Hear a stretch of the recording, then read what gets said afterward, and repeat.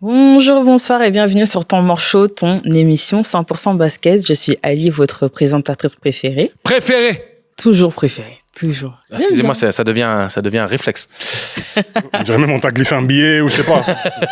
On dirait C'est pas ce que vous croyez. Si tu es prisonnier, fais un petit signe de... Voilà. C'est pas le truc derrière dans le dos, là? Exactement. Ah, attends, on rigole pas de ce genre de choses, c'est des gestes à savoir. C'est très important. C'est vrai. Je suis toujours accompagnée de ma très belle et très fine équipe. À ma gauche, Flex. Très fine. Après les fêtes, voilà. Ah, aussi l'esprit des kilos. Ah. Est-ce que même c'était pas avant les fêtes, gros? Ouais, là, ça fait longtemps qu'on n'a pas joué, là. Bientôt, on va jouer. Mais Bientôt. ça va et vous? Ouais, ça va super. Mais du coup, Flex Takim The Dream. En mode Dallas Mavericks today. Yeah, I'm trying to... Mais ça, c'est le logo à l'ancienne. Yeah, I'm a old school, man. I'm old school Mettez player. des sous-titres. Yeah. Rolando Blackman, Michael Finlay, Derek Harper. Jaden Kidd. Derek Harper à l'ancienne. Ouais, exactement. Yeah. Les anciens, Roy vraiment. Tarpley. À ma droite, on a le beau, le Congolais, même s'ils ont perdu. Gucci. Aïe. Pardon, je suis obligée de le rappeler. Aïe. C'était pas très macassi. Normalement, t'es pas obligé. Un peu. Normalement, t'es pas C'est pas obligé. très macassi, ça c'est drôle. C'était pas Obligé. très macassi. Pas Hein. obligé. Merci Angelo. On parlera des Grecs dans le football prochainement. Mais Tu veux parler de la Grèce qui a gagné un titre de champion d'Europe? Ouais. oui, il y a Pas de 20 souci. ans. Oui, donc du coup, je disais que La RDC a gagné. je vais m'adresser justement aux fans d'Ali aujourd'hui, parce que sur TikTok, on nous dit que le temps mort show vole Ali. Hein, c'est juste un prêt, on ne doit pas voler Ali, que Ali n'est pas à nous, je ne comprends pas. Donc Ali, je peux juste m'expliquer qu'est-ce qui se passe avec ta fanbase là, en ce moment? Moi, je sais pas, moi aussi j'ai été choquée. Ça, c'est à cause de toi, Non, Flex. vous êtes pas au courant? Je vais vous lire le commentaire. Vas-y, explique-moi. Oh, temps mort, vous allez pas nous voler Ali, on le dit direct, c'est juste un prêt. Juste précision, hein. Quand elle a signé l'option d'achat, vous étiez pas là. C'est border. Ben, évidemment, on parle de contrat, bien Border. évidemment. Ouais, hein. les Renois, achats, tout ça. Commence triangulaire. Vous là. Oh là. En plus, on sait qu'avec Ali, la dot, elle est très, très élevée. Ah, La dot est élevée. Il y a trop de qualité pour qu'elle soit pas les élevée. concurrents. Je joue à Cleveland. Je joue à Cleveland déjà. Donc, Non, mais vous en faites pas. Ali restera vôtre. bon, entre parenthèses. Moi, j'ai envie de Mais- dire que Ali fait ce qu'elle veut. Déjà. Je sais pas pour vous, mais... Mais ça veut dire que tu manques aux gens. C'est bien. Et tous les gens qui veulent Je voir, m'attendais pas. apparemment, les gens veulent voir aussi Flexa danser le Gobi. Ah oui. Aïe, aïe, Ah oui. aïe, aïe. Hein? C'est qui? Ah, C'est Flex. jamais C'est de la qui? vie. C'est Ta Flex. faute. Jamais de la vie. Ta faute, Je suis pas là-bas. Non, c'est la faute de Maël aussi. Oh, c'est la faute de Maël. Bah oui. Voilà. Elle met une vidéo, elle dit ouais, tu crois que je veux danser le Gobi? C'est toi Non, qui- c'est parce que... Oui, non, voilà. je suis Mais pas maintenant, là-bas. les gens disent, ouais, ils veulent te voir danser Je le suis pas Gobi, là-bas. tu connais teinture blonde et tout. Je ne suis pas là-bas. Sika, hein? J'ai jamais fait ça. Je suis pas là-bas. T'es dans les crumps et tout. Jamais. Je suis pas là-bas. C'est pas mon truc. Ok. Ah, d'accord. Ok, c'est Moi, ok. je fais danser, je danse pas.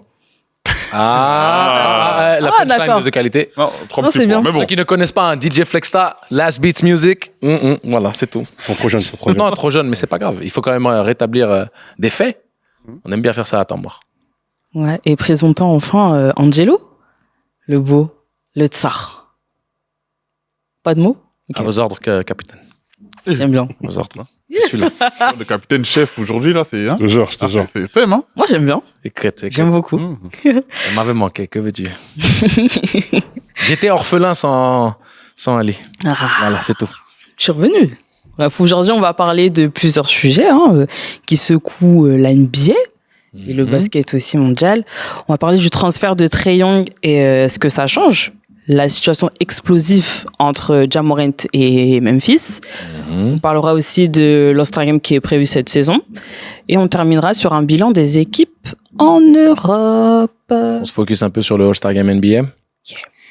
All right. Bah, Pourquoi tu souffles? Let's go. non, mais... Let's go, juste let's go. Oh, hein, let's go. parce que, let's go, parce que... Allez, let's go, let's go. Déjà, un peu de minutes d'émission.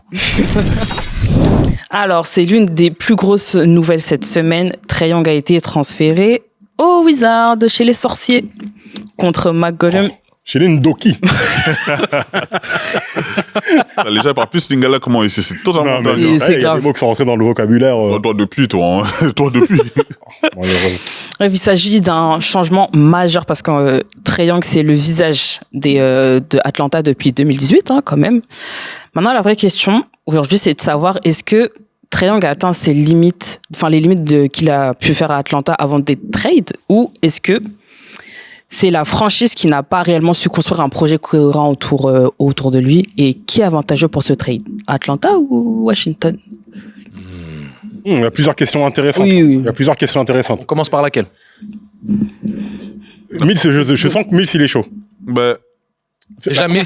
La première question, déjà, c'est quoi? Et premièrement, avant même que tu te lances, Mills, nous apprécions le rajout de la cravate qui donne un flow.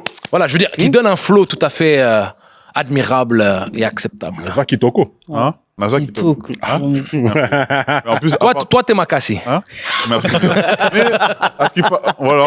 Ali et moi, on s'est accordé, on s'est même pas prévenu. En plus, on s'est accordé C'est sur la pas- cravate. Donc bon, apparemment, on a bien l'ai fait volé les à ma choses sœur. aujourd'hui. Voilà. Mais on va lancer une nouvelle rubrique. C'est Fit of the Week by Ali. That's me. Ouais. Voilà. Allez. Bon, lance-toi, Mills, vas-y. Alors, Est-ce que Trae Young a après- atteint ses limites? Enfin, avant. c'est assez compliqué de le dire parce que en fait, le problème avec Atlanta, c'est beaucoup de saisons qui se ressemblent. C'est beaucoup de saisons mid, hein. On tourne autour de 40 victoires, 42, 43, avec Trae Young. Trae Young il a fait du Trae Young pendant, on peut pas lui reprocher vraiment grand chose dans son parcours avec Atlanta. Il a réussi à mener au moins une fois son équipe en finale de conférence. On le rappelle, vous avez battu Philadelphie dans le Game 7 Oui. en 2021. Donc, c'était le plus gros, on va dire, le plus gros fait majeur d'Atlanta durant l'ère Trae Young. Après, bien évidemment, est-ce qu'il aurait pu peut-être une petite progression un peu plus ou quoi que ce soit? C'est assez compliqué à dire. Je pense que Trae Young, je pense que Atlanta, c'était bien de se séparer de Trae Young aujourd'hui. Je pense que aujourd'hui, je pense pas qu'elle apporte peut-être quelque chose de bien nouveau avec les Hawks. Peut-être qu'ils avaient besoin de se renouveler, peut-être besoin de changement. Peut-être que Trae Young aussi avait besoin de changer aussi, changer d'équipe. Bon, il va à Washington, moi, vous connaissez mon avis sur Washington, mais pour moi, c'est pas Atlanta n'est pas perdant dans ce trade-là, je trouve. Ok. S'ils qu'on se reconstruire autour de quelqu'un d'autre, ils peuvent le faire, il y a pas de souci.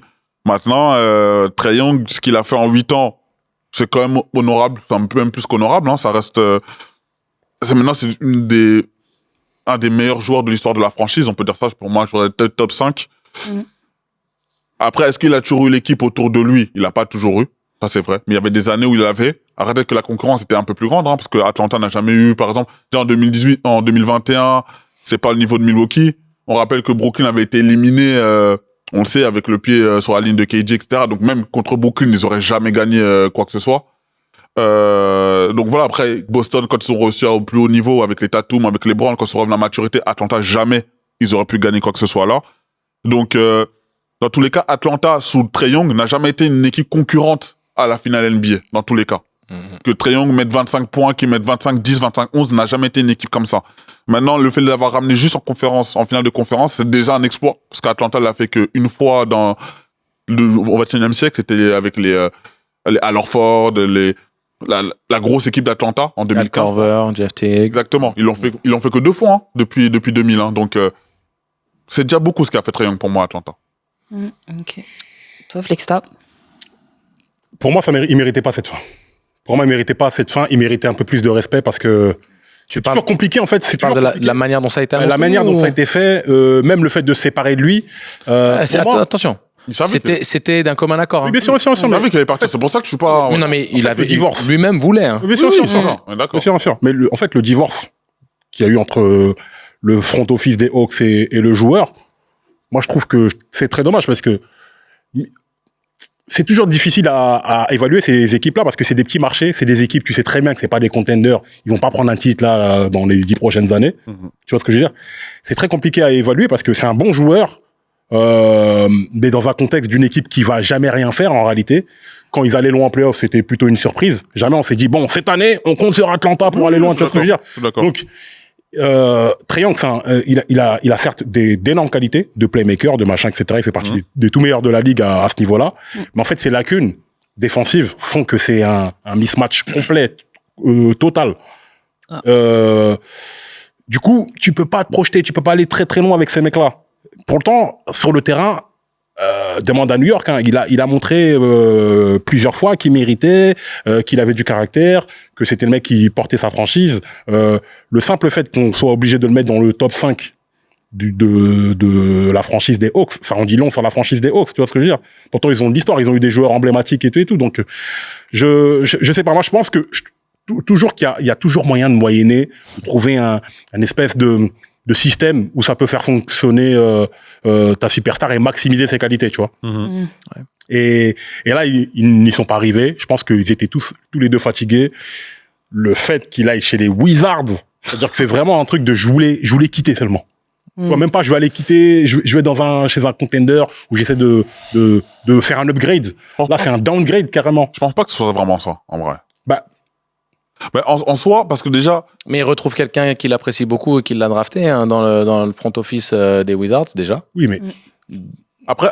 Ça a son importance. Les Wizards restent une équipe très jeune, C'est ça, surtout, je pense qu'il l'a attiré. avec de la marge financière et avec du potentiel. Et vas-y, Je Mils. pense, justement, moi, je suis d'accord avec où tu vas en venir. C'est que déjà, de une, il n'y a pas autant d'équipes qui se battaient pour avoir Trae Young. Déjà, de un, faut dire ce qu'il est. Déjà ça. Et de deux... vraiment? La valeur avait baissé. Oui, la valeur de Trae Young a baissé, Mais oui. aucune équipe. Non, j'ai pas dit aucune. On n'a pas Mais dit il y a aucune. beaucoup. Pas des Il n'y en a masses, pas ouais. beaucoup. Vraiment, il y en Autant a que pas tu penses, beaucoup. en tout cas. Et tu dis quoi? Washington arrive et dit, de toute façon, ils vont pas le faire jouer cette année. Ils ont pas prévu de le faire jouer cette année parce que, concrètement, ils comptent tanker. L'année de Washington, là, c'est tanker. Et de jouer avec les joueurs qui ont envie de jouer. C'est-à-dire la jeune équipe de Washington, ils ont encore un bon choix de draft, donc ils auront un joueur haut placé dans la draft prochaine, avec un Trae Young qui aura la liberté complète de faire un peu ce qu'il veut, en soi, parce qu'il n'a pas d'All-Star avec lui. Je crois qu'il y a encore Middleton, mais Middleton, il n'a pas vraiment envie de jouer au Wizards. Il a, je pense qu'il sait pourquoi il est allé là-bas. On peut critiquer Washington comme on veut, etc., mais au bout d'un moment, la sauce, ça va prendre. Avec tous les jeunes qu'il y a du potentiel, il y a du talent. Maintenant, cette année, on a bien dit, c'est des années qu'ils ont mis à la poubelle exprès.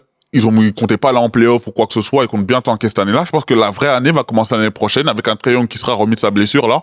Il sera reposé à 100%, avec des jeunes joueurs qui auront pris de l'expérience, de la maturité. Mais les Wizards commençaient à être bons, c'est ça le paradoxe. C'est ça. Le timing du trade, il est très particulier. Quand tu regardes, les Wizards venaient d'enchaîner 6 victoires d'affilée. CJ McCollum faisant du McCollum, c'est-à-dire un bon leader de vestiaire, un bon leader de terrain, un joueur qui force pas balle en main, qui a guidé cette jeune garde vers la construction d'une culture un peu différente. Le vrai problème pour moi, c'est quand tu commences à t'investir avec des mecs comme Jordan Poole. C'est là où tu te trompes de chemin. Oh, tu mets tout sur Jordan. Écoute ma phrase. Il a des low-life de dingue quand même, hein, Washington. Hein. Mais écoute bien ma phrase. C'est quand tu commences à t'investir sur ce genre de joueur. J'ai pas dit qu'il est le seul responsable. Je te dis que ce n'est pas la bonne dynamique. C'est pas la bonne culture que tu construis quand t'as des mecs comme Jordan Poole. C'est pas un mec de la gagne. C'est un gars qui va prendre des tirs très très douteux, qui n'a pas un investissement auprès du collectif, que ce soit offensif ou défensif, vertueux. Mm-hmm. Et Jordan Poole, moi, quand j'ai vu ce transfert là-bas, je me suis dit, ok, c'est une sorte de route de la facilité pour donner un peu de liberté à un scoreur prolifique. Mais est-ce que tu vas construire un projet sportif cohérent? J'ai jamais cru en Jordan Poole comme étant le mec qui allait révolutionner ta franchise. Il a pris la grosse tête, tout simplement. En plus, il a pris son contrat et derrière, il a complètement vrillé. Un Trae Young, revanchard, en bonne santé, bien entouré, sachant que Washington n'a pas fini. Hein. Washington est une ville qui attire un peu plus que des villes comme Milwaukee ou Denver ou autres. Tu as, je pense, avec des finances saines, la possibilité de construire une équipe très cohérente. Non, moi, je pense. Et ce qui est aussi intéressant par rapport à ce trade de Trae Young, c'est tu n'es pas dans l'obligation, quand tu es les Wizards, de faire jouer Trae Young tout de suite. Oui. Tu peux te cacher dans le fait physiquement on veut prendre aucun risque et autres. Ils ont prévu, hein. Et on le sait. Techniquement, ils n'ont pas le droit. Dans le sens où s'il est en bonne santé, il est supposé jouer. Mais tu peux camoufler ça de manière à faire une sorte de tanking dissimulé. C'est le nerf de la guerre, tu le sais bien. Oui, Mais regarde, si tu récupères un premier choix de draft ou tu récupères un top 3, que tu gardes cette jeune garde garde cette jeune garde, c'est redondant, mais que tu gardes ce jeune groupe intact, Trae Young arrive en bonne santé, est-ce que tu vas avoir une version 2.0 de Trae Young qui va venir avec de la maturité et la volonté de construire ce projet sportif de manière intelligente, c'est-à-dire de ne pas être simplement le one-man show, et que tu vas donner de la force à ces jeunes joueurs, que tu vas les tirer vers le haut et que eux, en fait, se rallient derrière toi et qu'en plus, tu recrutes un vétéran intéressant ou deux qui puisse venir compléter intelligemment l'équipe, t'as de la taille, t'as des qualités athlétiques, t'as du shoot, tu peux jouer vite, délier. Défensivement, t'as des joueurs qui peuvent protéger les carences défensives de Trae Young. Parce qu'un Bilal Koulibaly, aux côtés d'un Trae Young, ça compense beaucoup. Oui, mais les gars, venez on arrête, s'il vous plaît. Venez on arrête. Ça va rien faire, Washington. C'est pas des équipes Les gars, c'est Washington. C'est un downgrade. Il est parti se perdre là-bas. Je sais même pas ce que... Je pense pas qu'il se soit perdu. Parce qu'à l'heure actuelle, tu l'envoies où ? Non, mais quand bien même, tout ce que tu dis, ça marche. Ça va faire quoi ? Mais le problème, c'est que Trae Young, si tu veux qu'on tranche dans le vif, Trae Young, où qu'il aille, C'est ça, le truc. Oui.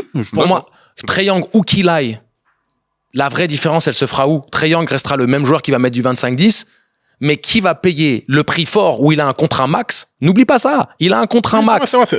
On parle sportif, mais il faut parler financier. Mais donc, il a un contrat max. Ça, c'est une player option à 49 millions. Tout à fait. Prendre. C'est pour ça qu'ils l'ont tradé, voilà. Il y a une raison financière. De la même manière, si tu veux, t'as des parallèles que tu peux établir par rapport à la négociation et le pourquoi du comment les Hawks ont refusé de lui accorder une extension.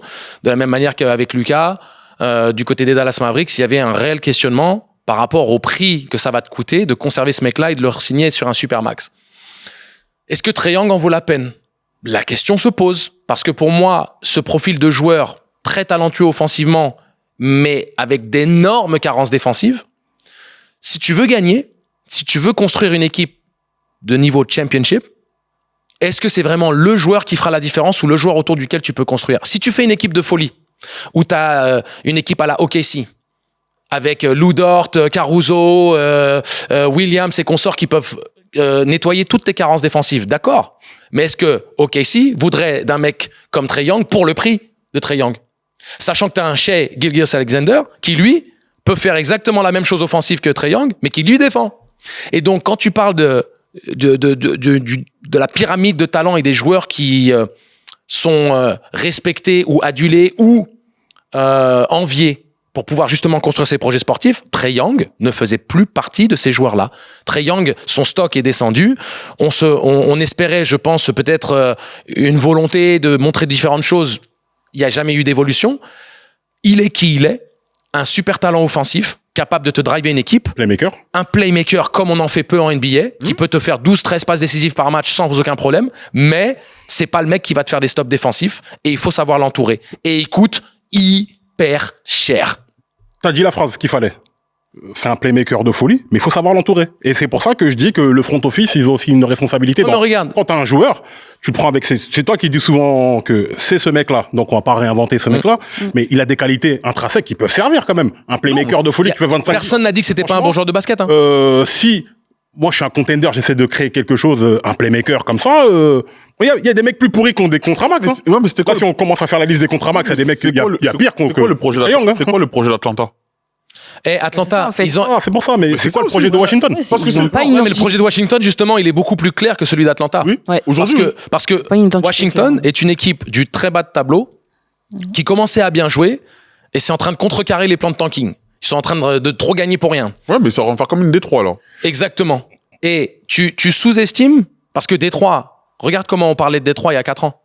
Ouais, mais Détroit, qu'est-ce qu'ils vont faire, Détroit? Il n'y a plus rien ici et ça. Ce que je Détroit propose. se construit. Ce que je vous propose, c'est qu'on en parle avec. Avec mousse, hein. La bouche pimentée. Et à toi, t'annonces même pas. Non, Toi, tu passes Bah les non, c'est appels même comme ça. pas. non, J'ai mais pas le wine. Ah, J'ai pas Mousse, le wine. bonne année. Bonne année, frérot. Time out. Bonne année, frérot. Bonne année les frères, bonne année les sœurs, bonne année santé, famille avant tout. Merci, merci. C'est Bon, comment, Mousse. vous allez comment? J'ai entendu le speech de mon gars, le tireur d'élite, Angelo Tagarakis. J'ai vu que Flexton n'était pas trop d'accord. Qu'est-ce que t'en en penses, fait, toi? Toi, t'en penses quoi? La vérité, vous avez dit deux choses intéressantes, mais il y a un truc qu'il faut pas oublier, c'est que Washington a envie de se rendre visible, donc ils étaient obligés de faire ce genre de move.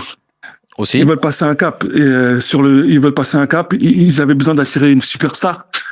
parce que sinon on va les considérer comme des teams qui vont drafter, qui vont essayer de faire évoluer des gamins et qui derrière ça va pas matcher et derrière ils vont partir. Aujourd'hui, ils prennent le risque de prendre Trae Young. C'est un risque parce qu'il a quand même une année en option et que s'il veut, il est actif, s'il veut, il se casse et derrière ça, ils auraient pris des risques inutiles. Et après, à côté de ça, financièrement, il y a quand même Bilal qui va négocier cette année aussi.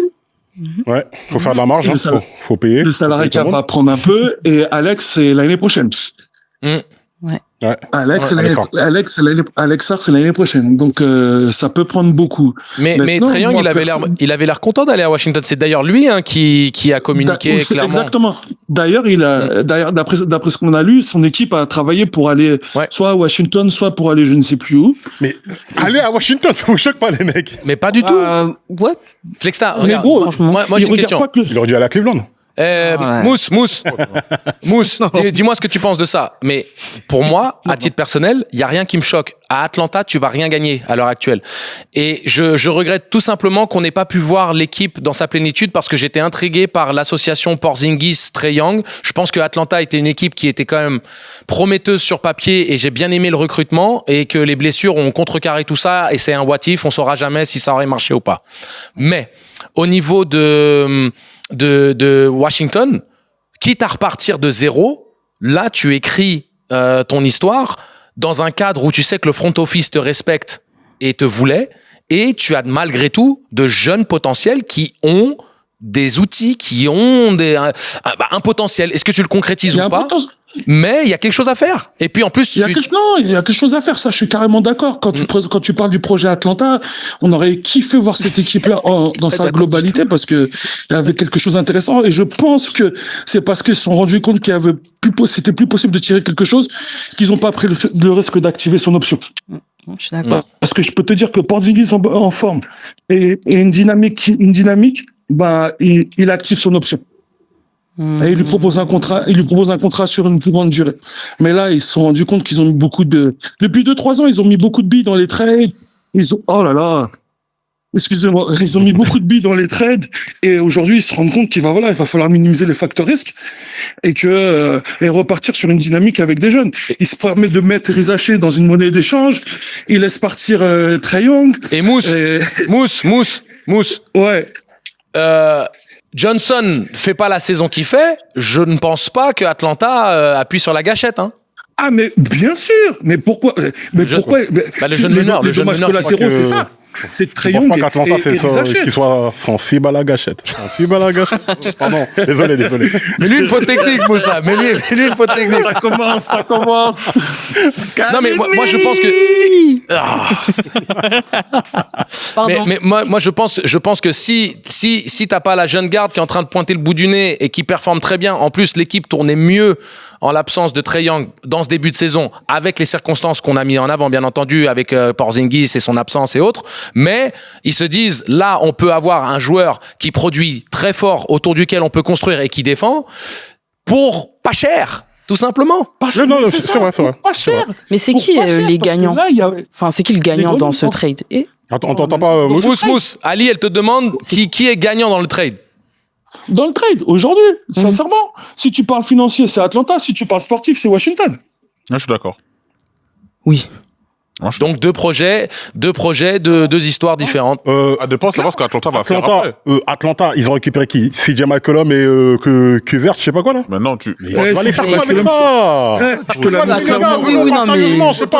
On va aller où avec ça? En fait, Trae Young, t'es dans une... Mais non, franchement, t'es dans une trajectoire de carrière. Non, mais honnêtement, en trajectoire de carrière, t'es Trae Young, t'es une superstar, enfin, t'es une star, et pas encore une superstar. Normalement, tu dois aller upgrade pour aller dans une équipe qui va jouer quelque chose. Là, tu vas à Washington, une équipe risée de la ligue, tout ça, même s'il y a des jeunes prometteurs. Flexta, il y a une réalité financière qui t'empêche de faire ce genre de move tel que tu veux le faire. C'est vrai, mais...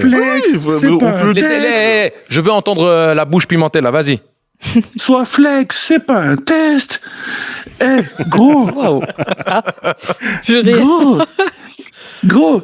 Quelle grosse team a une place de point guard à donner à Trae Young aujourd'hui? À 50 millions. Non, répondons, fait que ça. À 50 millions? Franchement, Don't do it. Non, un playmaker de. Après, le fait que ce soit un mismatch. Trop cher, gros, 50 millions. Moi, je vois des mecs, j'ai vu des mecs prendre des 50 millions, des mecs qu'on mettent pas une. Hein. Oui, mais le problème, c'est que tu veux reproduire les mêmes erreurs tout le temps. Mais c'est sûr. Mais quand je me dis que. Il y a une raison pour laquelle, c'est presque le seul fit qui fitait. C'était la seule situation qui convenait aux deux parties. Tu as un front office du côté de Washington qui connaît le bonhomme, un mec qui a drafté Trae Young, un mec qui croit en lui, qui a fait l'échange Doncic Trae Young. Donc ça veut dire que tu vois la considération qu'il a pour le bonhomme. Si tu te permets de faire ce trade pour récupérer Young et lâcher Doncic, c'est que tu crois vraiment en Young. Franchement, moi je dis, excuse-moi, je te coupe. Vas-y. Mais genre un Trae Young à Milwaukee, en termes de playmaking, tout ça, moi je trouve que. Moi je préfère largement un Ja Morant à Milwaukee qu'un Trae Young. Coupez-lui son micro. Non. Transition. Ouais, c'est carré. Voilà. Non, c'était beau. J'ai kiffé. I got you, baby, I got you. J'ai aimé. J'ai aimé.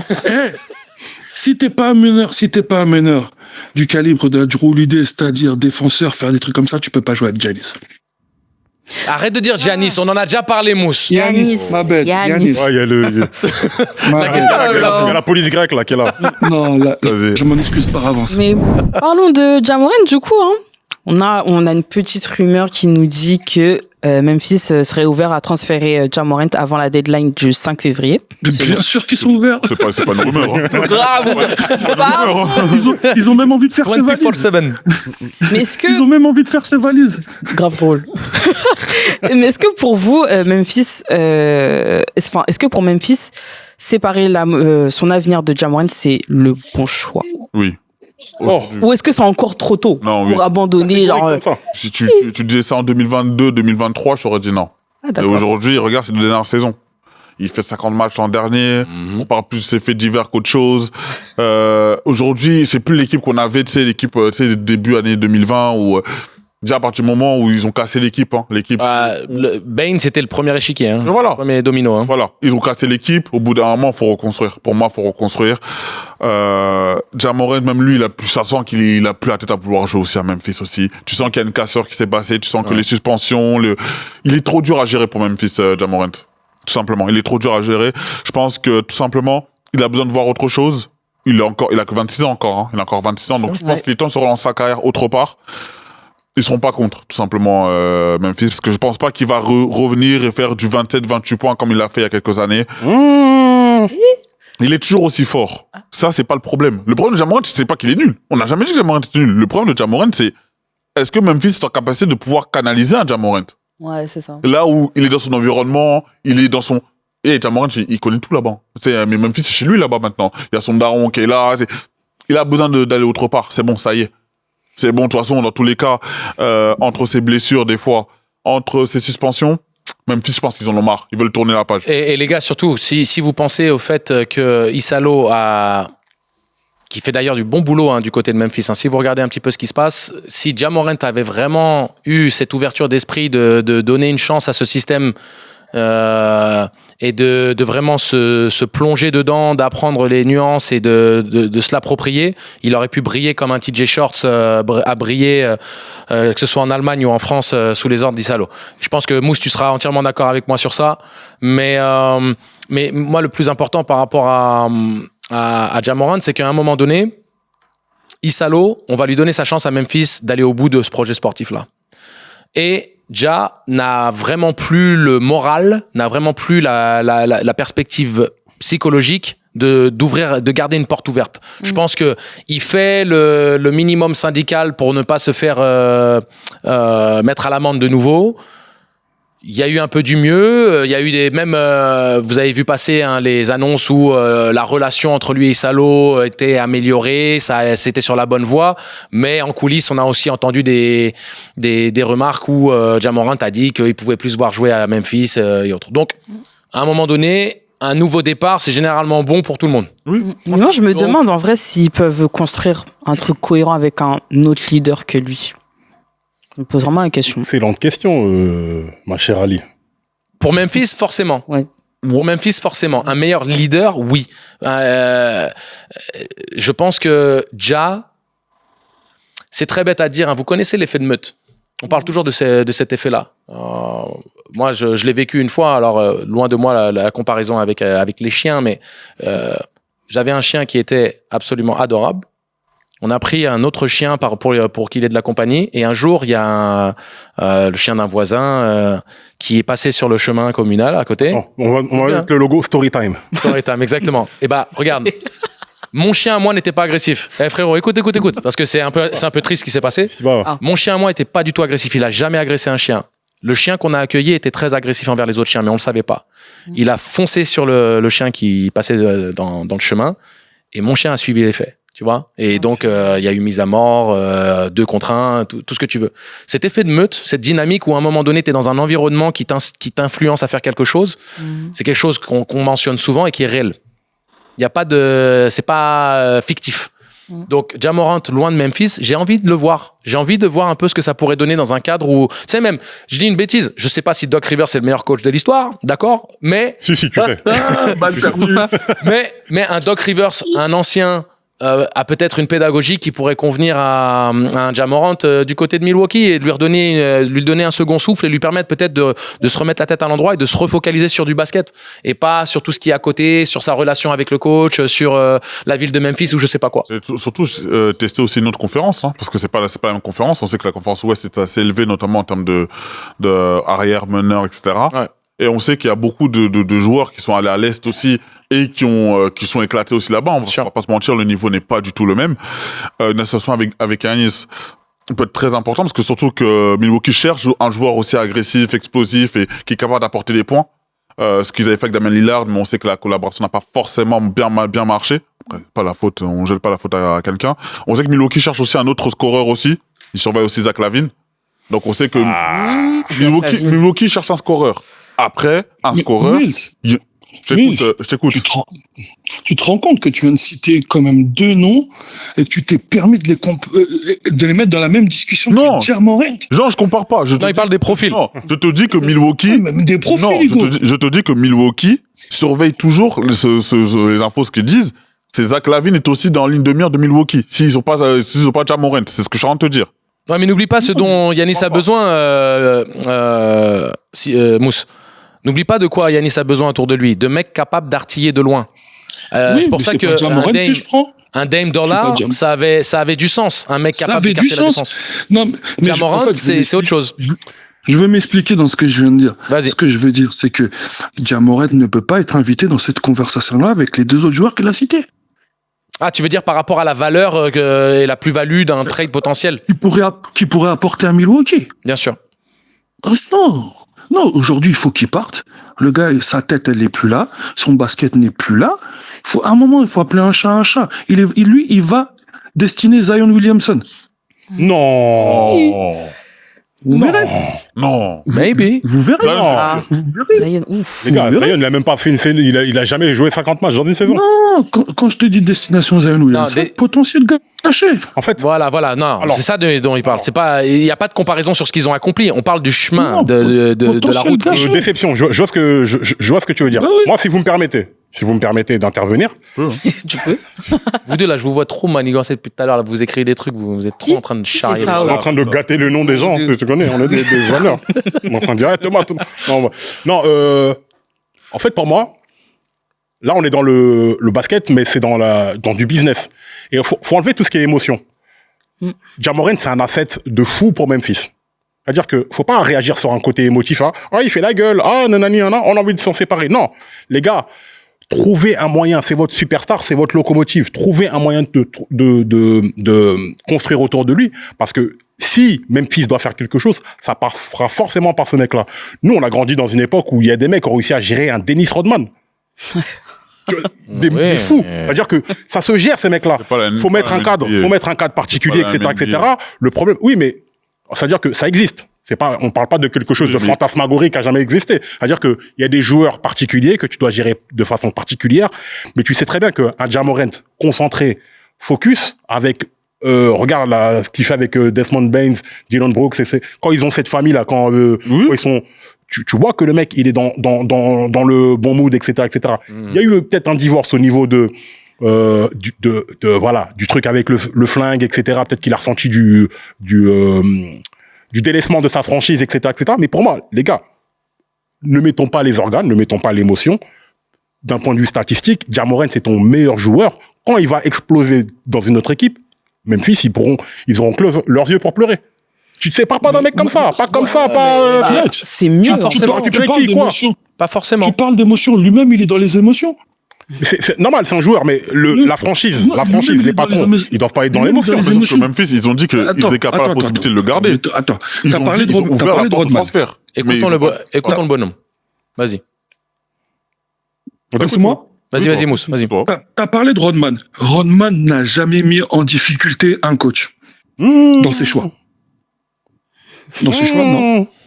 Dans son attitude, oui, mais pas dans ses choix. Il a jamais critiqué un coach oui, mais il parlait même pas, le mec. Oui, bien sûr. Non, mais c'est juste ça. C'est juste ça, en fait. Ils avaient pas le même tu rôle t'es aussi. attaqué à la franchise. Tu t'es pas attaqué à un coach, tu t'es attaqué à la franchise. À partir de là, c'est dead. C'est dead. Oui et non, mais tu t'es attaqué à une institution, c'est cuit.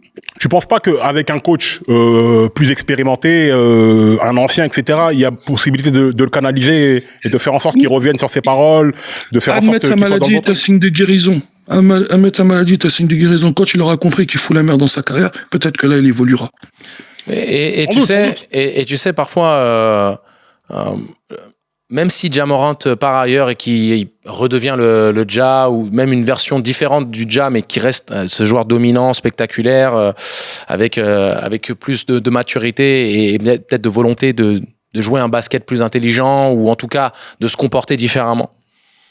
C'est pas perdant pour Memphis, puisque Memphis à un moment donné doit reconstruire, et Memphis a déjà montré qu'ils avaient cette volonté de reconstruire le moment où ils ont cassé cette ossature. Tu laisses partir Desmond Bane, tu laisses partir Dylan Brooks, tu t'affaiblis déjà dans cette dynamique-là. T'aurais gardé ce noyau-là et Ja Morant se serait comporté de cette manière-là, et que tu décides à ce moment-là de on va couper court à cet échec-là, ok. Mais tu as déjà commencé le processus de recyclage. Le moment où tu casses ce noyau-là, qui est un noyau qui fonctionnait bien, le moment où tu te débarrasses du coach qu'affectionnaient Jackson et Morant, tu sais déjà que c'est pas Morant qui est prioritaire vis-à-vis des choix de la franchise. Donc c'est pas Jackson. Pour moi, c'est pas pour moi quelque chose qui me perturbe et que dont la franchise va penser avec regret. Oh là là, si jamais Ja Morant, c'est bon vent. Oui, je pense que pour eux c'est bon vent, bonne chance. On peut penser qu'ils font une connerie. On peut penser qu'ils font une erreur. Complètement, non, mais tu peux penser que sportivement ils le font, mais pour moi, dans l'absolu, il faut voir ce qu'ils récupèrent. Tu peux vraiment te dire qu'ils font une connerie le moment où tu vois le trade. Moi, quand tu regardes Dallas, tu fais partir Doncic pour de Marseille un Bounty, comme t'aimes bien le décrire. Oui, c'est sportivement, ça n'a aucun sens. C'est stupide. Tu fais venir Anthony Davis, qui est une fois de plus blessé. Qu'il arrête le basket, ça suffit. Et c'est ça le truc. Il y avait aucun sens sportif et économique dans tout ça. Qu'il arrête le basket, t'es dur un peu. Quand t'es blessé chaque année, que tu fais même pas une moitié de saison chaque année. Il est envers. À un moment donné, c'est Monsieur Glace. C'est pas Samuel L. Jackson, c'est Anthony Davis. Tu vois ce que je veux dire? C'est pas possible. On fait un remake de Incassable, voilà. C'est ça, c'est exactement ça. Donc si tu veux. Anthony Davis, c'est pas dans le sujet. Non mais pour moi, le seul moment où vous pouvez voir si les Memphis Grizzlies ont fait une erreur, c'est dans le package qu'ils recevront en retour de Ja Morant. C'est juste ça. Okay. Ouais, c'est que là que tu peux vraiment discuter de l'erreur. Franchement, j'ai hâte de voir. Parce que j'ai hâte de voir, ouais. Je sais pas. Je sais pas ce que ça va donner. C'est un generational player, Ja Morant. En termes de talent. Non, pas encore. En termes de talent, j'ai vu beaucoup plus fort que lui. Ah, les gars. Générationnel. Tu sais quoi, quand tu parles de talent générationnel, un Brandon Roy, c'est un talent générationnel. Ja Morant, c'est pas un... Regarde, il a beaucoup de carences dans son jeu, hein. J'ai une question. Retire-lui ses qualités athlétiques. C'est ce joueur générationnel? Tu penses que ses qualités athlétiques vont durer 40 ans? On n'est pas dans le retire-lui. Non. L'effet, c'est que j'ai pas dit que c'était le talent. Attends, le talent, quand tu parles de talent, c'est le talent. Le talent, on parle de basket. Le talent, c'est le talent. Oui, mais il a pas de talent. Il a que des qualités athlétiques. Est-ce qu'on parle de talent générationnel? Le mot que tu as utilisé. Non, mais sur la nouvelle génération. Mousse. Sur la nouvelle génération, Ja Morant, quand même. Ja Morant, c'est talent générationnel, gros? Genre, je suis seul, là. On va sur un autre sujet, mais vas-y. Mousse, est-ce que c'est générationnel, Ja Morant, son talent?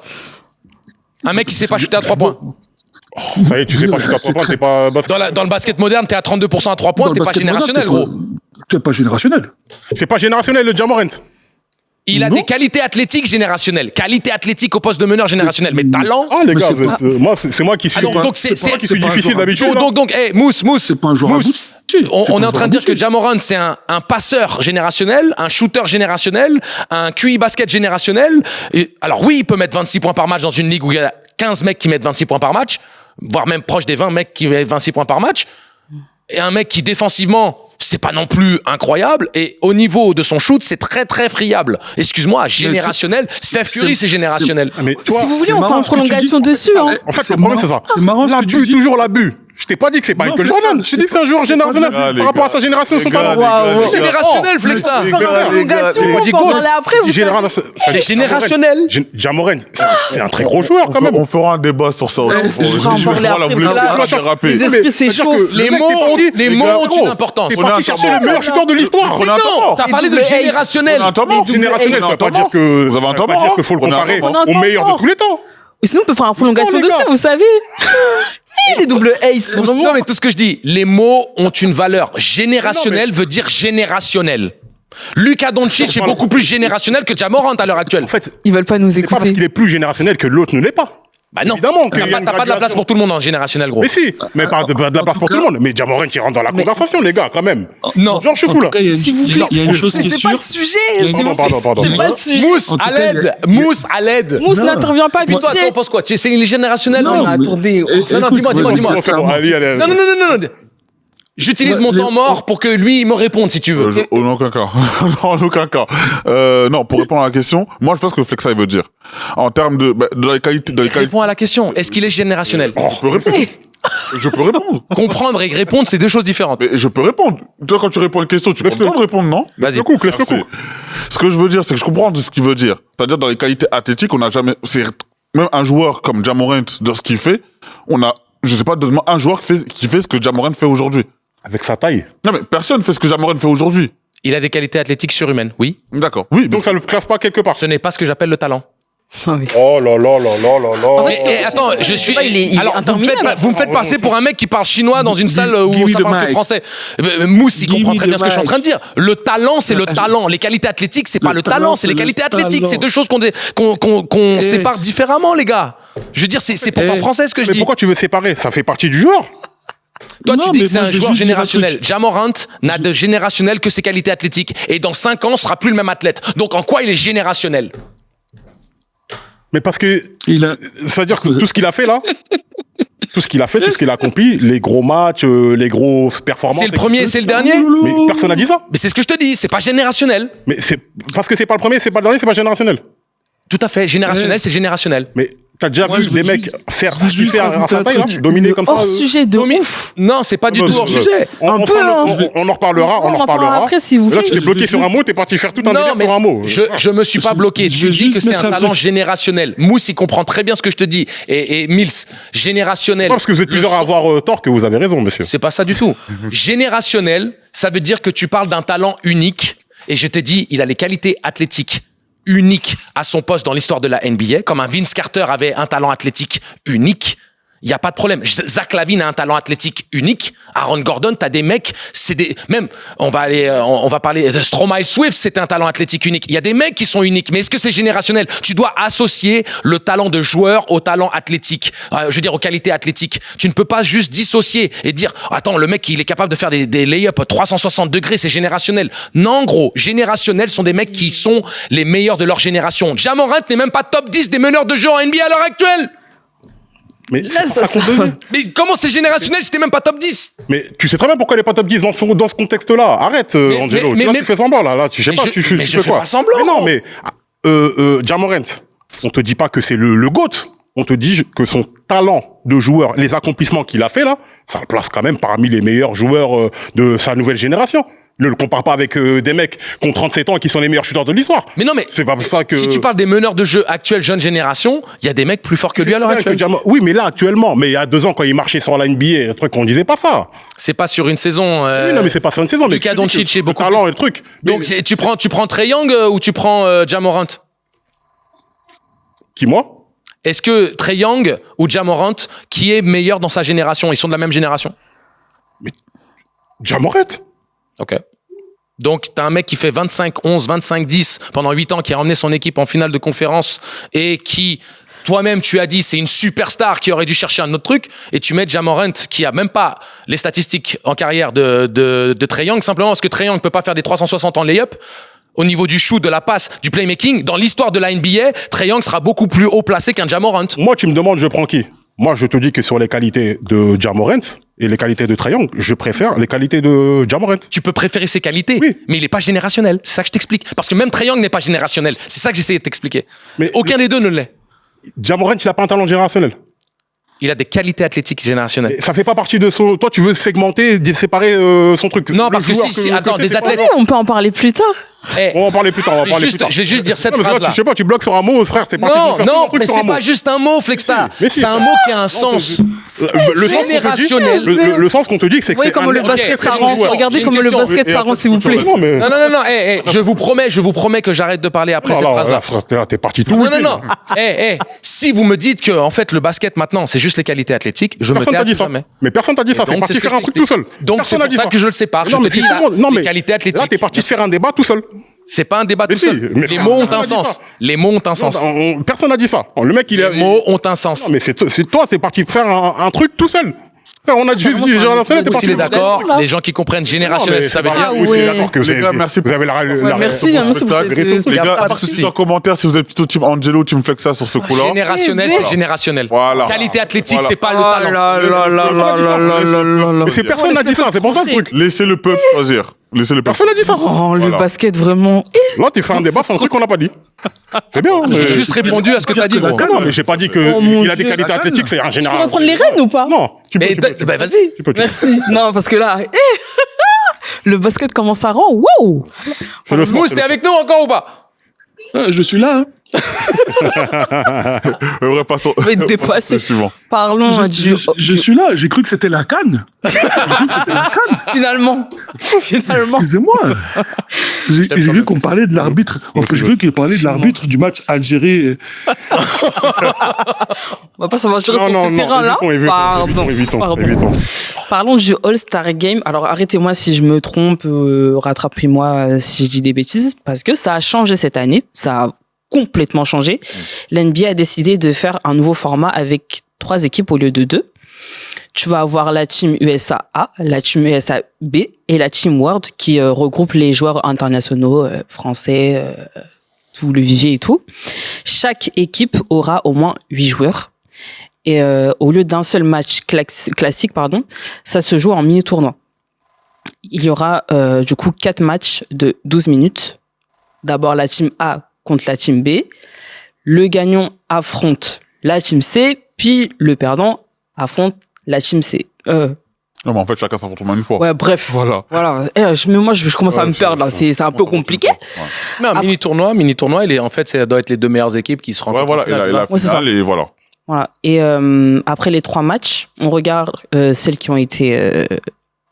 quelles ont été les 2 meilleures équipes, Et ces 2-là se retrouvent en finale pour le dernier match. S'il y a égalité entre les 3 équipes, genre une victoire, une défaite chacune, c'est l'écart des points qui décide qui va en finale. Les joueurs, eux, qui sont choisis, comme d'habitude, par le vote des fans, des joueurs et des médias, et les remplaçants par les coachs. Ensuite, Adam Silver ajuste s'il n'y a pas assez de joueurs américains ou internationaux pour faire le format. En gros, c'est ça. Prenez des stylos, renseignez-vous bien. C'est exactement ça. Je vais rajouter par contre, c'est donc 24 joueurs qui sont pris, comme d'habitude, 12 et 12. 12 qui vont, donc du coup 24 joueurs qui vont diviser en 3. Et c'est très important de le dire. Si par exemple, on a dit il y a 8 joueurs par équipe, si supposons que la team World a 10 joueurs, la team World sera 10 joueurs. Pas 8 joueurs, ils vont pas en enlever. Ils vont rajouter. Ils vont mettre 10 joueurs et ils vont rajouter les autres équipes pour qu'ils fassent 8. Ça veut dire qu'il y aura une équipe de 10 contre une équipe des fois de 8. Donc potentiellement, on aura plus de All-Star cette année. Ouais, c'est ça, exactement. Ok, parce que là, fallait m'éclairer, j'avais du mal à comprendre C'est-à-dire que les 24 joueurs qui sont sélectionnés, en temps normal, eux ne bougeront pas quoi qu'il arrive. Okay. Même s'il y a un déséquilibre, ne bougeront pas quoi qu'il arrive. Donc ils compléteront les équipes avec les joueurs qui sont dans la bulle un autre, peu. Exactement. Okay. Le but de tout ça a été fait parce que évidemment le All-Star Game n'est plus attractif depuis fort longtemps. Ouais. On sait qu'ils ont essayé de rendre la chose plus attractive et on sait que bien évidemment la Team World, les joueurs étrangers, ont un impact de plus en plus énorme, important au fil des années. On le remarque depuis un moment, depuis 2018, il n'y a pas de joueur américain qui a été MVP. Je pense que ça veut déjà tout dire. Et on sait que la Team World, on sait que c'est des joueurs comme Doncic, on rêve tous de voir Doncic et Jokic jouer ensemble. Il y en a du Shai, il y en a du Giannis, il y a pas mal de joueurs, Wemby. La Team World a de quoi faire quelque chose de très très grand. Et on a vu déjà même les JO, je pense que les JO aussi ont donné cette idée-là, où on a vu que la Team USA a quand même à lutter pour battre la Serbie, à lutter pour battre l'équipe de France. Donc ils ont bien remarqué que le niveau entre les États-Unis et les autres pays se resserre fortement. Maintenant, la question que je voudrais vous poser, est-ce que le format est alléchant ou en fait laissons tomber le All-Star Game et en fait c'est juste des vacances pour les joueurs? Laissons tomber le All-Star Game, c'est juste des vacances pour les joueurs. Moi, c'est intriguant. Tout ça, c'est tortillé voilà. Mais des formats, des machins, des ceci, on change, oui, 12, 36, 37, oui, non, maintenant on va prendre que les gauchers, non, on va prendre que les droitiers, on va prendre ceux qui aiment la confiture de fraises, non, ceux qui aiment la confiture de pommes. Vas-y les gars, on veut juste des gens qui jouent au basket, qui défendent, qui font un vrai match. Moi, ça m'aille pas du tout. Je sais pas pour vous, mais moi, j'en ai rien à faire. Tous leurs trucs de machin, vote, pas vote, et rien à secouer. Moi, ça m'intrigue. Vraiment, c'est surtout la Team World, moi, que je veux voir jouer. Moi, j'aime pas leur système de vote. Je trouve que c'est trop compliqué. Ouais. Parce que ça veut dire que c'est vraiment, tu fais de l'adaptation dans le même sens que ça serait s'il y a 10 joueurs monde, on rajoutera des ricains. Ça veut dire que s'il y a trop de ricains, on rajoutera des joueurs monde. Ouais, c'est ça. Faites une sélection, les 10 meilleurs joueurs monde. Faites une sélection, alors les 12 si vous voulez, les 12 meilleurs joueurs monde, les 12 meilleurs joueurs américains, et donnez une sorte de nomination honorifique, une autre sélection de 12 joueurs américains monde, pour qu'ils aient leur nomination All-Star, ou si c'est pour compléter, entre guillemets, le nombre de votants ou autre, c'est-à-dire faire une sorte de mix entre votre fonctionnement actuel où tu rajoutes, s'il y a des joueurs manquants, s'il y a plus de joueurs internationaux aux joueurs NBA.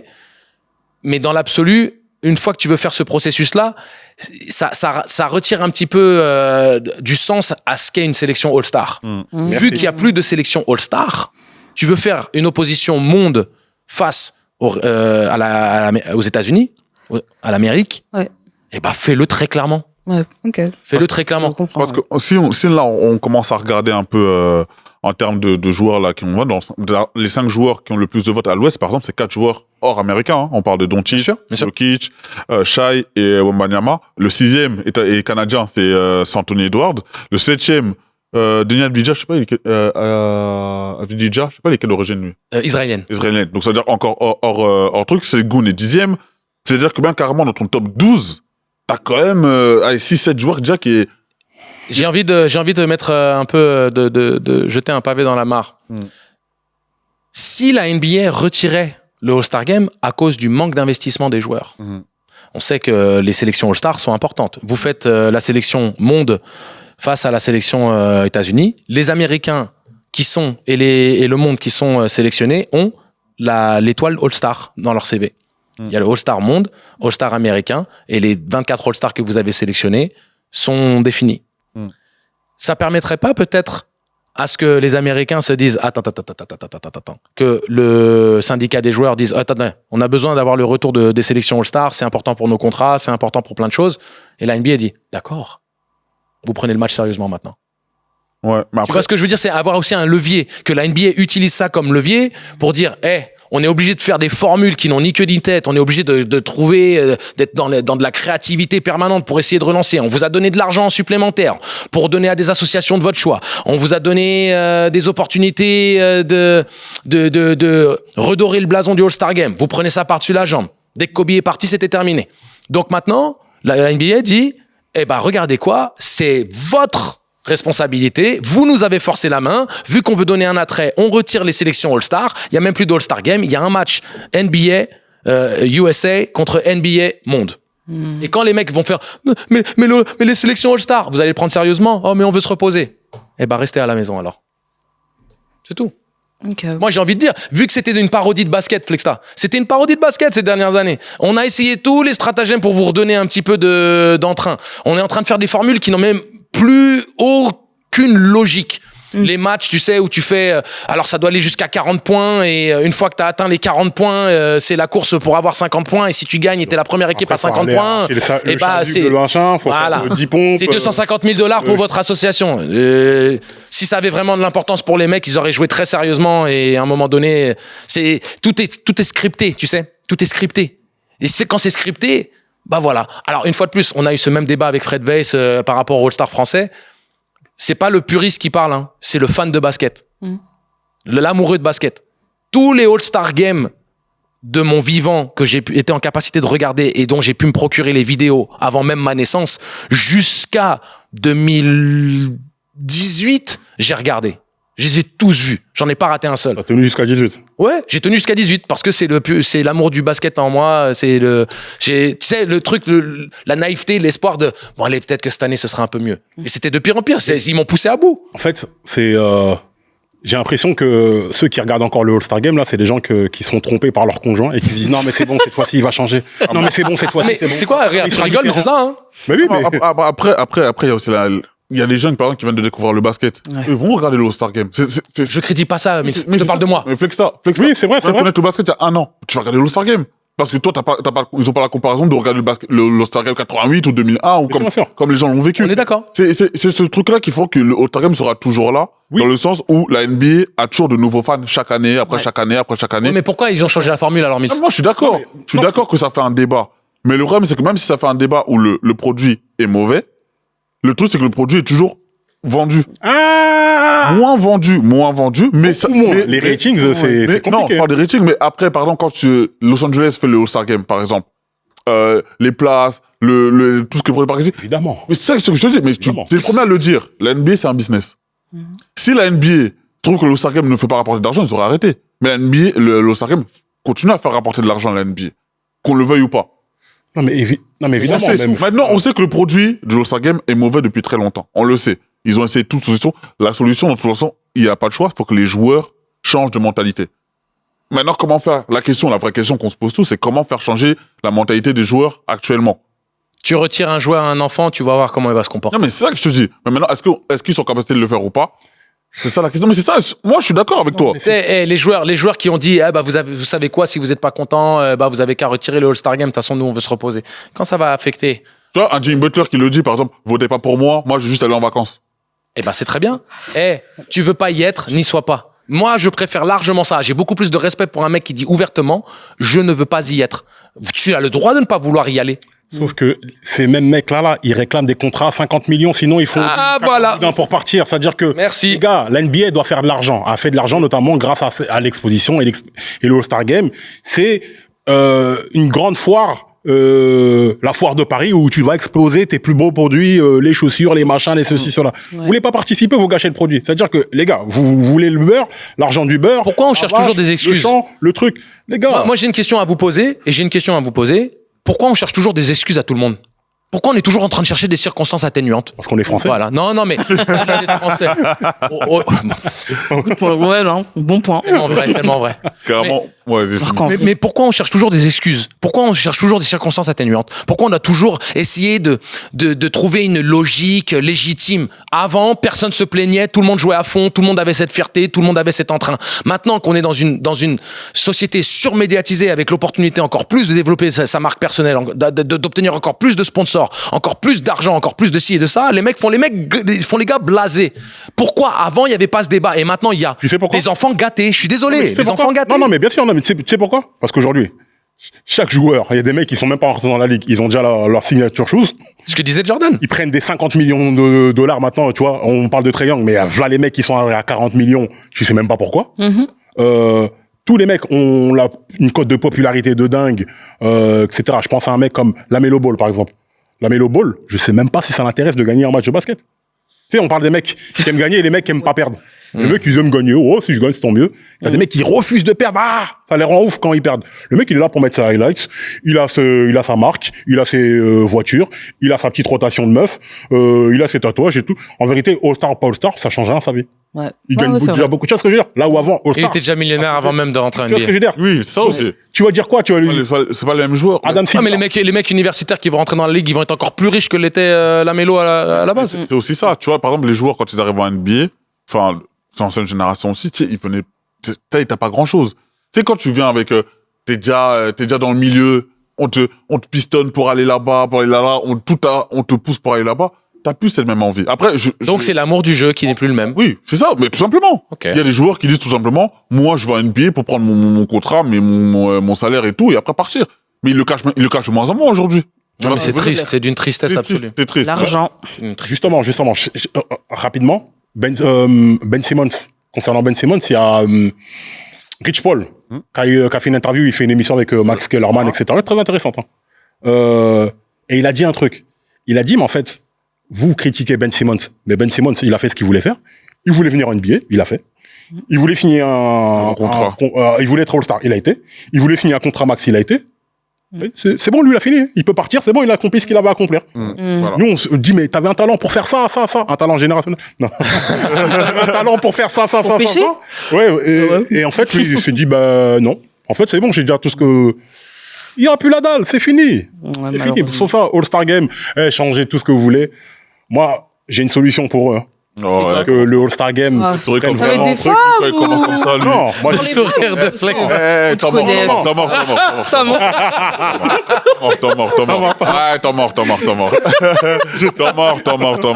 C'est bon, attends.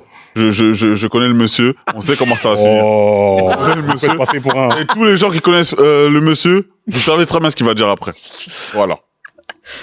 Let's go. C'est très simple, hein, c'est un temps mort qui, juste pour jeter des fleurs et lancer une faute disqualifiante pour un joueur. Kevin Durant, 7e meilleur joueur mais c'est 7e meilleur scoreur de l'histoire de la ligue. Il faut quand même le féliciter. Il est pas très loin de dépasser Dirk, arrivé à 6e. Pas loin de dépasser Jordan, 5e. Donc il est pas, pour vraiment fin de carrière, je pense qu'il va même viser la 3e place devant Karl Malone et ça faut respecter. Et je veux faire un petit coup de gueule à Monsieur Bamonte Adebayo, donc le pivot de Miami. Enfin, je sais pas si c'est encore un joueur parce que s'il fait une saison là, je suis désolé, mais c'est sa pire saison depuis très très longtemps. Certes, oui, on le voit maintenant, c'est un couple goal, etc. Oui, c'est intéressant, oui, mais s'il vous plaît, Bam, franchement, c'est très très décevant ce qu'il a fait faire là. C'est des matchs à 9 points. Je crois qu'il est même pas, il a 35%. Il est 35% sur les 9 derniers matchs. Pour un intérieur, 35%, c'est une dinguerie. Il est même pas à 50% sur l'année. Je suis désolé, hein. Bamonte, commence à te relever, hein. Ta madame, elle est 3 fois championne, elle est quasiment 4 fois MVP. Commence à t'inspirer d'elle et commence à jouer parce que Miami, là, sans un gros Bam, ça va pas donner fort. Voilà. C'est tout pour moi. Magnifique. Ok. C'est tout pour moi. C'est tout pour moi. Non. Exprime-toi, vas-y. Vous le dites. Vous négligez cet aspect-là. Dans le foot, ils le font pas. La femme que t'as, elle peut faire ou défaire ta carrière. C'est pas la même chose. Eh, il est claqué en ce moment, il est nul, qui se réveille tout simplement. Moi, je parle pas de AJ Wilson. Là. Il est nul. Là. Sa femme, Aja, elle peut lui dire, va me chercher une canette, hein. Oui. Oh, Il va. Non, elle a facile, pas. par contre, Elle a un facile. plus gros contrat, donc il y a un plus gros contrat, donc elle peut pas. Oui, mais en termes d'accomplissement de, moi, dans mon non, sport, oui, il y a pas mal. toi, dans ton sport qui tu es, Voilà. va me chercher une canette, hein. Eh, laissez Bam tranquille. Voilà. Pour ça, voilà. Tout ça pour dire que Bam monter, réveille-toi un peu, s'il te plaît. Parce que ces stats-là, c'est pas bon. Ce que j'ai vu là, franchement, c'est très, très, très Et mauvais. l'homme galant que tu es, il aura aucun problème d'aller chercher la canette. Non, mais tu vois ce que je veux dire, c'est-à-dire que... Nous allons pas parler de Zion qui s'est encore fait retrouver dans une sauce une nouvelle fois. Encore, lui, tous les Juste jours. une parenthèse. Chaque C'est jour, quoi la il sauce? dort. Vas-y, c'est quoi la sauce? C'est pas la sauce. Non, mais Ah. C'est quoi la sauce? Il y a C'est passé quoi encore? une meuf qui l'a filmé. bloqué, hein. Ah oui, mais voilà. tous les jours, Voilà. Zion. Mais joue au basket. On peut passer à l'Europe, ça y est, c'est bon, j'ai fait. Ça ressemble à rien, un truc. Ah, t'es dur. Oh, on peut Des passer à stars. l'Europe. Non, je suis désolé. Non, c'est- Voilà pourquoi je Voilà. suis pas mort. Ouf. Ah, voilà. Je sais, on se connaît. Il va déraper. Moi aussi, il va déraper. Non, mais en tout cas, Aïe, pour le aïe, All-Star Game, aïe, moi, aïe. j'aurais préconisé que ce soit Ali qui fasse le toss du game et le mec se serait donné à fond pour l'impression. Ouais, voilà, bref. Hein.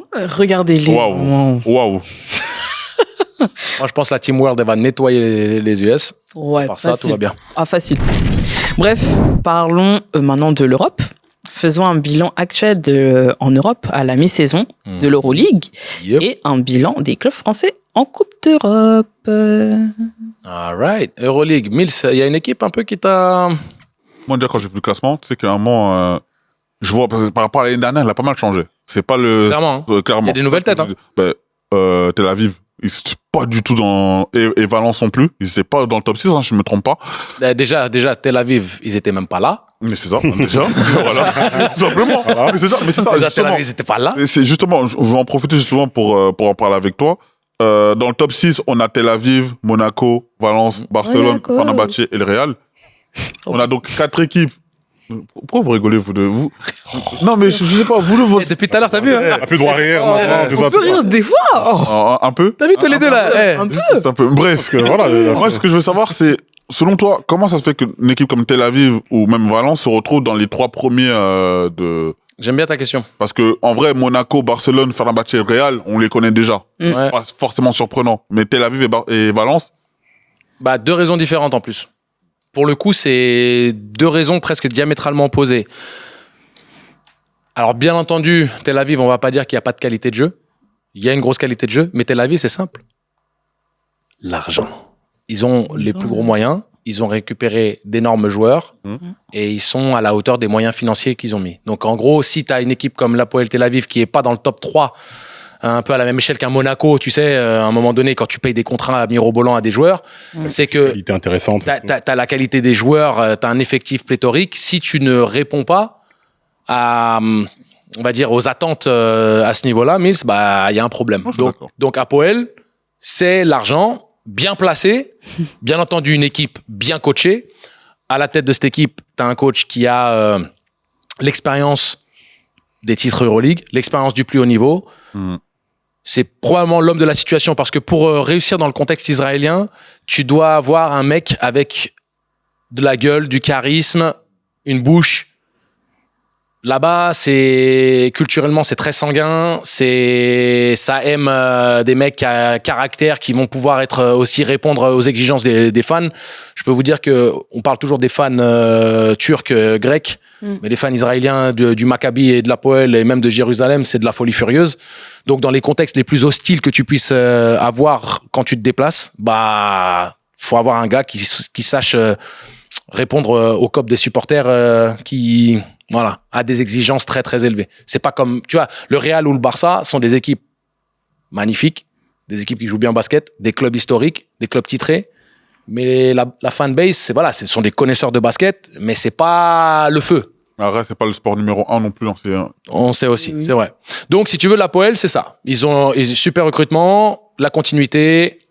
Bryant, probablement MVP de la saison si jamais l'Hapoel finit premier de la saison régulière. Mais Valence. Valencia. Los amigos. Hey, l'accent, vraiment. Le bel accent, là. Oh yeah, ça papaya. Avec mon ami et moi. L'espagnol de Scarface. Donc, une académie du jeu, c'est extrêmement impressionnant parce que on a une équipe avec des noms peu clinquants dans l'absolu. Tu vois, les plus grosses recrues Euroleague sont dispatchées entre le Pana, l'Olympiakos, bien entendu l'Hapoel, le Real, le Barça. Tu vois, ces mecs-là, ils sont dispatchés dans ces équipes-là. Et t'as des mecs avec des profils un peu moins connus sur la scène européenne. Et Valence, c'est une académie de basket. C'est une artillerie très très lourde au niveau du tir extérieur. Une volonté de mettre un tempo de folie. Ça shoot à 3 points. Ça pousse le ballon vers l'avant très très vite. Même sur panier encaissé, ça essaie de te marquer en retour en 5 à 6 secondes. Très, très, très, très bien coaché. Martinez, coach excellent, avec une philosophie bien établie. Et donc, Valence, c'est un peu... alors, je dis pas que c'est un club pauvre, hein, Valence, hein, mais c'est pas du tout les mêmes standards financiers que pourrait avoir le Pana, l'Olympiakos et consorts.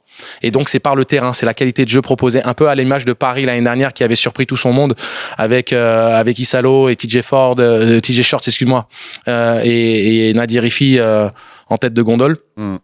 Donc, t'as ces deux équipes-là qui ont réussi à surprendre tous les pronostics, tu vois, à faire déjouer un peu tout ça.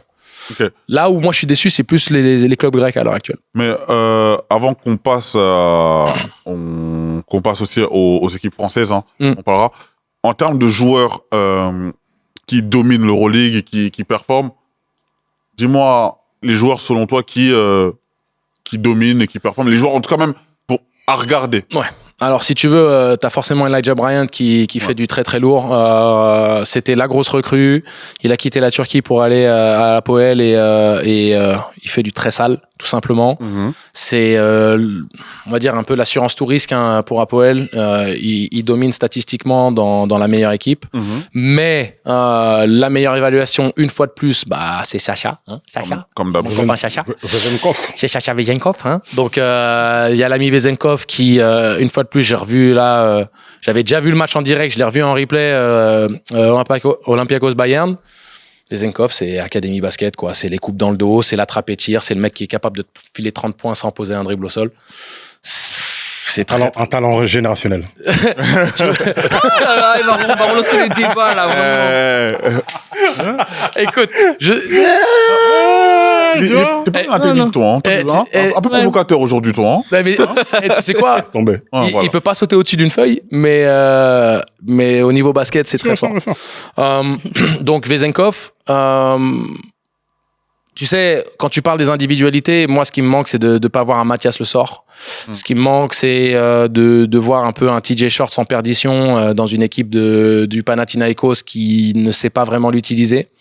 Parce que mine de rien, si du côté de Paris ça marchait super bien, c'est parce qu'il y avait une vraie perspective collective avec des principes établis qui permettaient à des joueurs de briller. Tu vois, Tyson Ward qui maintenant à l'Olympiakos fait pas la même saison. Il y a que Nadir Rifi qui s'en sort très bien de cette équipe parisienne. Et TJ Shorts, c'est dommage parce que Kendrick Nunn c'est toujours aussi fort. Nadir Rifi, forcément, on mentionne de l'Euroleague. Hein. Voilà. Mais moi, peut-être le joueur qui crève l'écran, bah Cocorico, c'est Sylvain Francisco qui est en train de faire une saison de folie. Bravo, franchement, là le taf qu'il fait. Mais l'art et la manière. Moi, ça me fait sourire parce que Sylvain, je l'ai vu. On s'en tout appris. Comment c'est son sourire là? Comment tu rigoler comme ça? C'est que. Non, mais ce qu'il faut comprendre, c'est que Sylvain, c'est le petit qui venait s'entraîner avec nous quand on préparait les K54. C'est notre petit, tu vois. Et bah, le petit, il est devenu très, très grand. C'est-à-dire que tu vois un gars qui maintenant, une fois de plus, on parle de potentiellement un gars qui va truster une place de majordome, de meneur leader, en tout cas un mec qui peut vraiment gagner ses galons en équipe de France à l'heure actuelle. C'était une discussion. On avait déjà eu même. C'est une discussion qu'on avait eue et c'était une discussion, oui, quels sont les meneurs de jeu qu'on devrait avoir en équipe de France. Là, à l'heure actuelle, Sylvain Francisco, il commence à s'imposer de manière incontestable. Il a 15-8, 3 et 7. Exactement. Saison. Exactement. Avec des performances aussi, des fois, ça parle pas vraiment des stats aussi, mais c'est aussi les moments importants. Les moments clutch, ouais. Les moments clutch aussi, il sait se démarquer. C'est pas de pression. T'as l'impression que ça y est, maintenant, en fait, c'est cette année où il maîtrise. Ouais. Tu sais, des fois, t'as des saisons où t'exploses, mais des saisons où des fois, t'es en pleine maîtrise. L'Euroleague, on dirait, c'est plus grand chose pour lui. Non, mais concrètement, il y a des matchs où vraiment tu sens que il a atteint un stade où il y a plus personne qui peut l'inquiéter. On dit pas que c'est le meilleur joueur, mais c'est qu'il n'a peur de personne. C'est-à-dire que son jeu ne changera pas s'il a faute tel joueur ou telle équipe ou quoi que ce soit. C'est plus selon lui, si lui, par contre, il est pas en forme, ou si, par exemple, lui, il est maladroit. Tu vois? Et c'est ça qui est bien chez... Mais il fait la pluie le beau temps, hein. Exactement. Quand Sylvain, il est on, Zalgiris, c'est compliqué, hein. Et surtout, Zalgiris, c'est une équipe, voilà, qui, pour l'instant, dans le top 10. Mais Sylvain a vraiment pris en maturité. Moi, la prochaine étape, j'aimerais voir un Sylvain Francisco en NBA, quoi. C'est possible. Ouais. Il a le jeu pour. Non, mais c'est intéressant. Il a le jeu pour. Après, comment des fois, la NBA, c'est très stéréotypé par rapport à la taille de tes bras ou tu fais des trucs. Ouais, mais pour le coup, quand t'as Trae Young en NBA, un Sylvain Francisco. Trae Young américain. Ouais. Mais tu parles de qualité athlétique de salopard. Sylvain Francisco, le dernier poster qu'il vient de mettre. J'ai pas utilisé ce mot-là, mais. Okay. J'extrapole.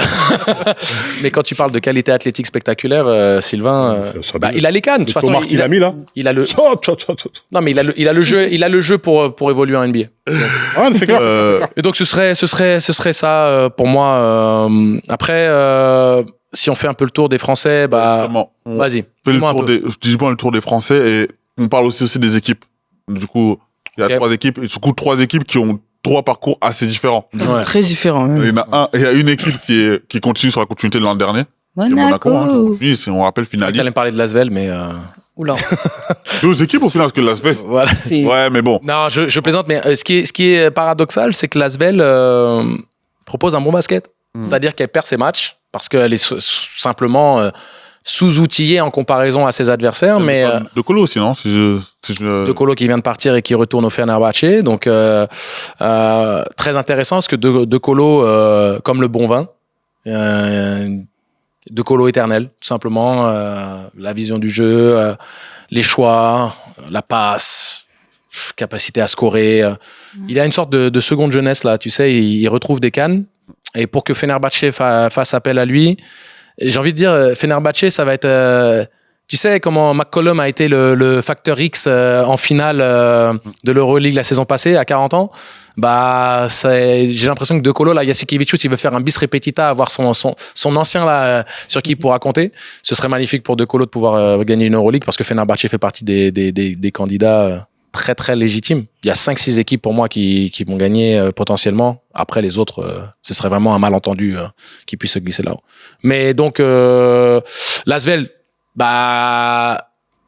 mention honorable, ça joue bien au basket, c'est juste que c'est pas suffisamment profond et c'est difficile de rivaliser face au talent des autres équipes, quoi.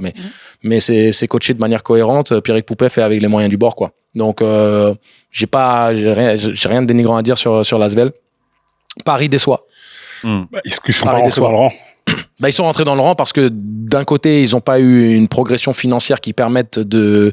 Alors, Nadir a eu son gros contrat, certes, mais ils n'ont pas pu garder ni Antunen, ni Tyson Ward, ni TJ Shorts. Donc, tu perds l'ossature. Tu as Matembaye qui arrive. Il y a Maxi Basket, j'en profite, shout out Maxi Basket, le retour du Titan, le magazine de mon enfance. Donc Maxi Basket qui maintenant a d'ailleurs publié ce mois-ci tous les salaires de France et de Navarre et d'Euroleague également, de toutes nos équipes, de tous nos joueurs français expatriés et tout ça. Et on voit qu'au niveau des finances, Paris et les salaires proposés, à part Nadir, ça rentre vraiment dans le rang. C'est pas la même économie, bien sûr. Donc c'est la réalité économique. C'est-à-dire que pour moi, Paris, ça défend dur, ça joue au basket, mais ils se sont fait piller de leur meilleur talent qui coûtait pas grand-chose l'année dernière, qui a performé au-dessus de ces finances-là, en fait. Mais on est vraiment dans ce truc où l'argent fait le bonheur, pour le coup. Presque. Oui. Presque. Parce que carrément, il parlait de faire une équipe au Koweït ou bientôt avec... il y avait un richissime milliardaire qui envisageait de faire ça et de récupérer des mecs avec des contrats... Mais le plus fou, c'est que l'équipe la plus riche d'Europe ne participe même pas à l'Euroleague. C'est Jérusalem. Les propriétaires de Jérusalem, c'est des...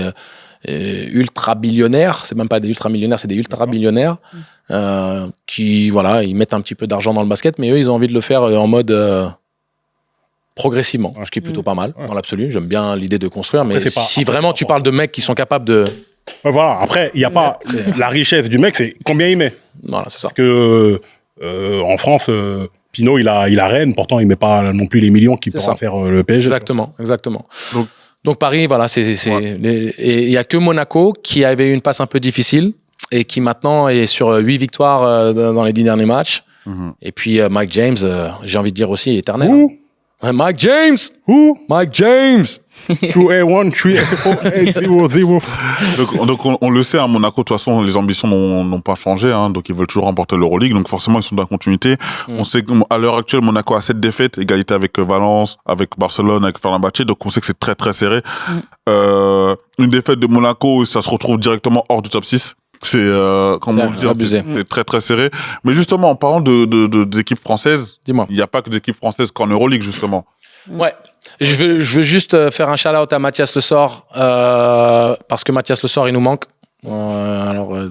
juste parce qu'il joue au Pana, mais voilà, Mathias, pensez à toi. Et une pensée pour Isaiah Cordinier aussi, qui fait ce qu'il peut, mais c'est compliqué. Anadolu Efes, cette année, déçoit beaucoup. Alors après, c'est une fois de plus,